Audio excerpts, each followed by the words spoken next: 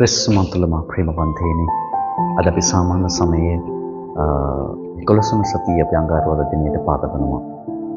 මා ප්‍රේමවන්තයනි අද දවසේ දිව වචනය අපිට ඉතාමත් පැහැදිලි.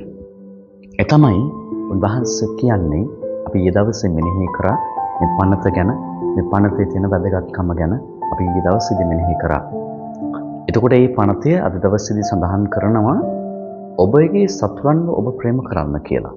ඔබට වෛර කරන අය, ඔබ එපා කියන අයව වෙනුවෙන් යාඥා කරන්නට ආරාධනා කරනවා. ඉතින් ඊටාත්ම අමාරුම දෙයක් තමයි සම්විධානන් වහන්සේ ඔබගෙන් මගෙන් බලාපොරොත්තු වෙන්නේ. වහන්සේ ඔබට මට අභියෝග කරන්නේ මේ කරන්නට පුළුවන් දේ නෙවෙයි. නමුත් එතනින් ඔබට ගිහිල්ලා අපේ ජීවිතේ කැපකිරීම තුළ ඒ දේ සිද්ධ කරන්නට ආරාධනා කරනවා. අපි සතුරන්ට සතුරන්ට ප්‍රේම කරනවා කියලා කියන්නේ ලේසි පහසු වැඩක් නෙවෙයි. අපිට ආදරය කරන, ඒ වගේම අපිව පිළිගන්න අයව අපිට පිළිගන්න ආදරය කරන ප්‍රලේසි. නමුත් අපිව එපා කියන, අපට වෛර කරන, අපව විවිධ තැන් වලින් අපව නිරපා දාන, ඒ වගේ අපව කොන් කරන අයට අපි ප්‍රේම කරනවා කියලා කියන්නේ, ඒ අයව පිළිගන්නවා කියලා කියන්නේ ඉතාමත්ම අපහසු දෙයක්. ඉතින් සම්විධානන් වහන්සේ ඔබගේ මගේ බලාපොරොත්තු වන්නේ අන්න එවැනි දෙයක්. උන්වහන්සේ මිනිස්සෙක්ව මේ ලෝකේ සිටිද්දී උන්වහන්සේ ඒ දේ කුරුස ගසේදී උන්වහන්සේ සිද්ධ කරා.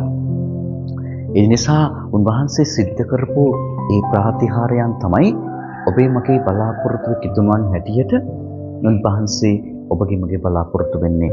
අපි හැමෝම වගේ අපිට අනිත් අයට විරුද්ධව කටයුතු කරමින් අපිට ආදරය කරන අයට අපි ආදරය කරලා අපි සාමාන්‍ය විදියට අපි ජීවත් වෙන්න පුළුවන්. නමුත් ඔබගේ මගේ ස්වාමීන් වහන්සේ බලාපොරොත්තු වෙන්නේ එවැනි දෙයක් නෙවෙයි. එතනින් එයාට ගිහිල්ලා ඊටාත්ම වෙනස්ම දෙයක් අනිත් අය කරනවා වගේ නෙවෙයි.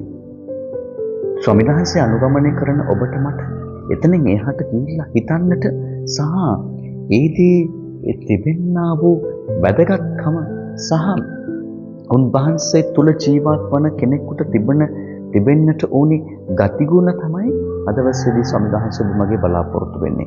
හිතන්න සමාජය තුල ජීවත් වන ඔබට මට මෙවැනි දෙයක් කරන්නට හරි අපහසු දෙයක්. අපි කල්පනා කරවලමු අපි ගෙදර ගත්තම ගෙදර සමහර වෙලාවට අම්මට තාත්තට ගෞරව කරන්නේ නැති කොච්චර දෙනෙක් ඉන්නවද? ළමයි ඉන්නවා.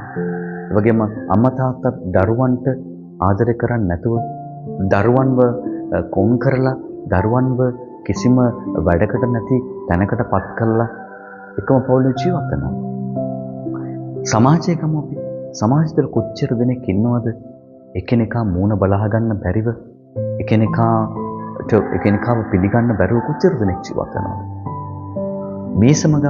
මේ සම තුළ අපි එකම දිව්‍ය පූජාවට සම්බන්ධ වෙලා සාමය පතන වෙලාවේදී අපි ඇස් දෙක බලලා මූණ බලලා සාමයක් පතන්නට බැරි කොච්චර දෙනෙක් ඉන්නවද? එකම සප්‍රසාද වහන්සේ අරගෙන එකම යාගයට සම්බන්ධ වෙලා එළියට යනකොට එයව අපි වෛර කරනවා නම්, එයාට විරුද්ධව සාක්ෂි දරනවා නම් මොකක්ද අපි බලාපොරොත්තු වෙන්නේ ස්වාමීන් වහන්සේ? ඒකයි උන්වහන්සේ කියන්නේ අපිට අමාරු දේ තමයි උන්වහන්සේ බලාපොරොත්තු වෙන්නේ. අභියෝග කරන්නේ අන්න එතනයි. ශ්‍රාවකයන් හැටියට උන්වහන්සේ අනුගමනය කරන පුද්ගලයන් හැටියට ඔබගේ මගේ බලාපොරොත්තු වෙන්නේ අන්න එවැනි දෙයක්. ඒ නිසා උන්වහන්සේට සාක්ෂි දරන්නට උත්සාහ දරමු. අද පවුල්තුමාගේ ඒ පළමුවන කිවීම තුල කොරින්තිවරුන්ට ලියන ලද ලිපිය තුල සඳහන් කරන්නේ අන්න එවැනි දෙයකටයි. උන්වහන්සේ සමහර වෙලාවට අපි උන්වහන්සේ වෙන සාක්ෂි දරනකොට අපට විවිධාකාර අරගෙන යන්න පුළුවන්. විවිධාකාර වේදනාවන් එන්න පුළුවන්. මේ හැම එකක්ම දරාගෙන තමයි අපි ක්‍රිස්තුන් වහන්සේට සාක්ෂි දරන්නට ඕනේ. මා ප්‍රේමවන්තයනි, අනේ දේ ඔබ ජීවිත තුළ සිද්ධ කරන්නට අපට අවශ්‍ය ශක්තිය වෛරය දෙන්නට කියලා දවසේදී යාඥා කරනවා. හැමෝටම සිසු වේදයි.